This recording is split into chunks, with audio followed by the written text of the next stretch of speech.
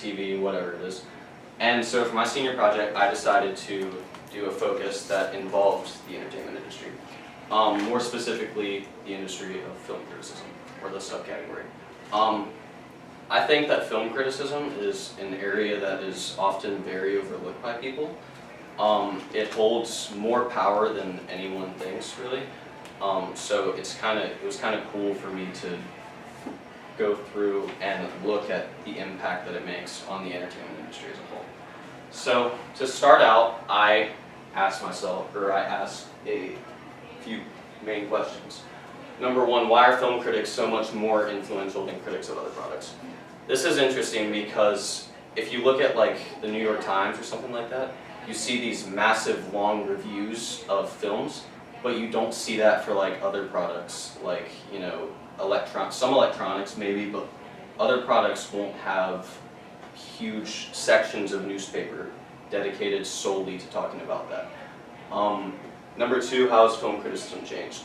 So to understand the impact that they've made now, I started to look at how it started and how it has changed up to now. Like, what events have occurred, what has developed that has caused film criticism to be as impactful as it is and to be what it is now ultimately.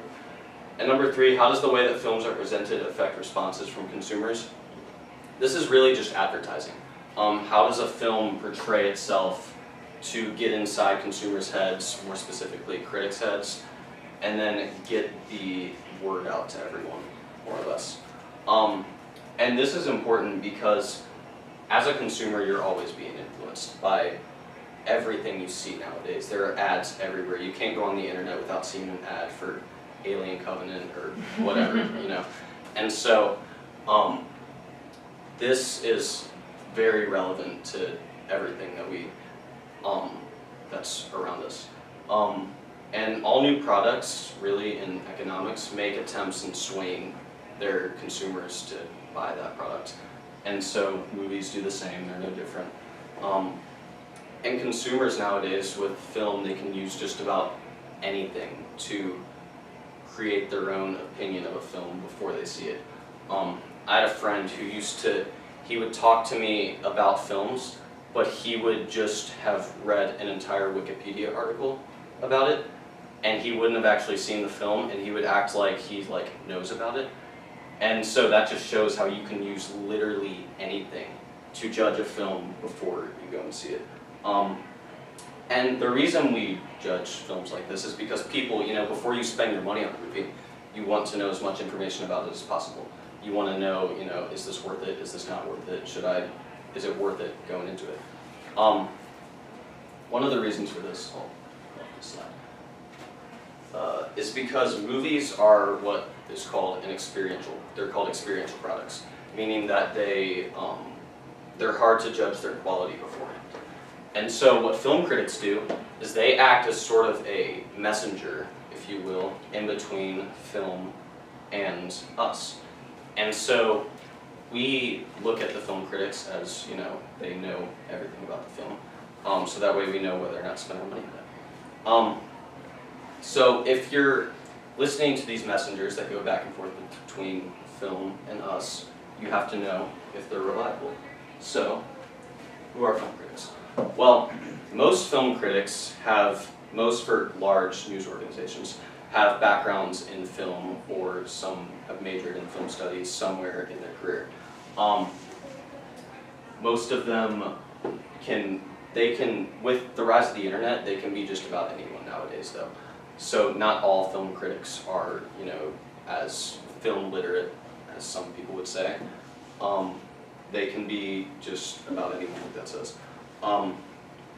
So consumers, it's been proven that consumers that do their research and find out more about a product beforehand will make a decision about that product that will create a higher payoff in the end. So people who research the film critics, who know that they're hearing information from someone who's reliable, are more likely to make a decision that will make them happier in the end. And this is important too because statistics show that over 1/3 of Americans actively seek critical advice. So that means, you know, 1/3 of Americans go and listen to movie critics about whether or not they should see a movie. So I thought that was interesting to me.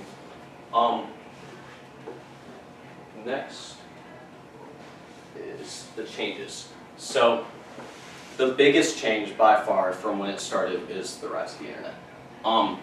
With the internet, it makes it so much easier to become a critic. I could go on the internet and write my review about any movie, and I could make it seem like I know what I'm talking about, but it could be completely inaccurate. It also causes competition in the industry. So, you know, with so many people going and posting their critical reviews online, it makes critics sort of like compete with random people potentially. And that makes them sort of stray away from criticism and start to focus on appeasing their audiences, which is really interesting, I think. So since it started, there have been less people actually criticizing and more people just saying, oh, this movie is good, or oh, this is bad, and not like, you know, actually doing a thorough critical analysis of the film.